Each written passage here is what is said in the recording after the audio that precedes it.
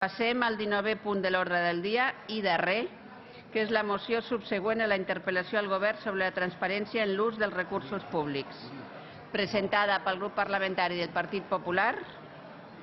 té la paraula l'il·lustre senyor Santi Rodríguez.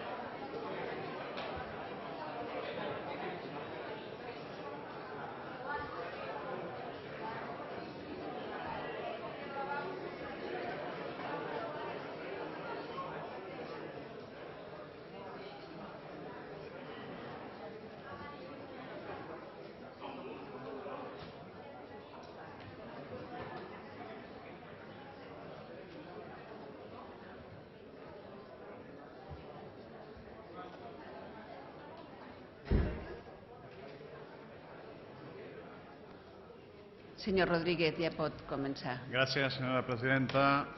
honorables consellers, senyores i senyors diputats. Bé, aquesta és la presentació de la moció subsegüent a la interpel·lació que vàrem formular durant el ple anterior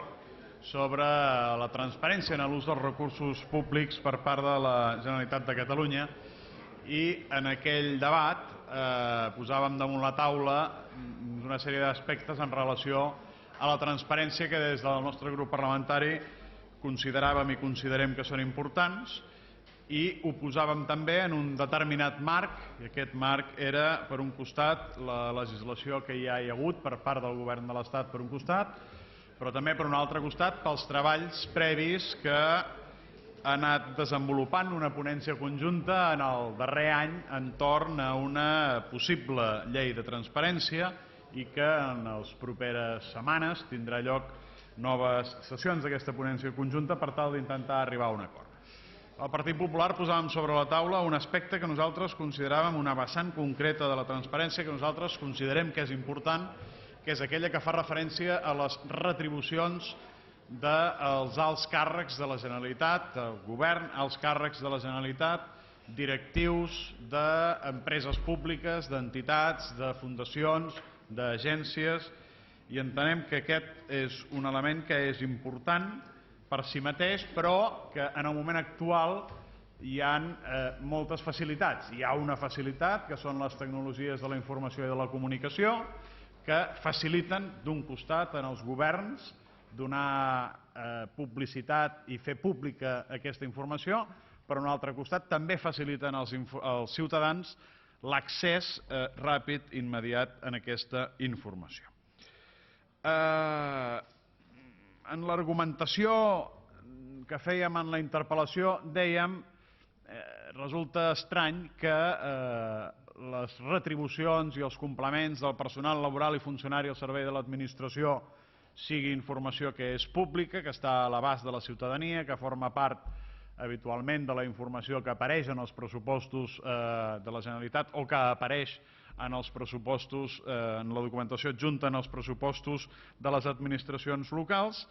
i en canvi la dels alts directius, la dels membres del govern, la dels directors d'agències, de fundacions, de consorcis, etc., sigui una informació que passa absolutament desapercebuda. I en aquest sentit fèiem aquella interpel·lació i hi havia una certa coincidència amb la vicepresidenta del govern entorn al fet que podia ser positiu que hi hagués aquesta informació de forma pública, i més en un moment en el que sobretot la classe política té una espècie de fixació per part dels ciutadans quan a la societat les coses no van bé. I evidentment ens hem d'esforçar perquè les coses vagin bé, però també ens hem d'esforçar per tal que aquests elements de transparència contribueixin, una, a reduir els nivells de corrupció que hi puguin haver, però dos, també a incrementar la credibilitat de la ciutadania davant de la classe política, precisament donant transparència a allò que els que es dediquen, els que ens dediquem a la política, percebem dels recursos que són precisament dels ciutadans. I en aquest sentit dèiem, i d'alguna manera té relació amb la moció que presentem, que el govern de l'Estat havia actuat, i havia actuat primer amb un avantprojecte de llei sobre transparència i bon govern que en aquests moments està a exposició pública i per tant a debat públic, però en segon lloc també a través del Real Decret 451 de l'any 2012 en el que no només s'estableix el règim retributiu dels alts càrrecs de l'Estat i de les empreses públiques i entitats i organismes que depenen de l'Estat en fixa un topall, però per una altra banda també en fa publicitat de quines són aquestes retribucions i també, per un altre costat, obliga a la publicitat de les retribucions dels directius de les empreses públiques a que les seves retribucions acabin sent públiques en les memòries anuals. I d'alguna manera això és el que es trasllada en aquesta moció, en la seva redacció final, que portarem a votació. També hi ha un altre Real Decret Llei, en aquest cas, que també considerem important, que és el 2/2012 sobre el sistema financer, en el qual, si bé no és de transparència, però sí s'estableixen topalls, una cosa força demanada en els darrers anys i davant de la circumstància dels mercats i del sistema financer a Espanya, que era posar limitacions a les retribucions dels directius de bancs intervinguts o perceptors de fons públics. La moció que hem presentat respon d'alguna manera en aquests criteris i en tot cas en el moment de posicionar-me sobre les esmenes anunciarem i donarem compliment a una esmena transaccional a la que hem arribat amb els grups de Convergència i Unió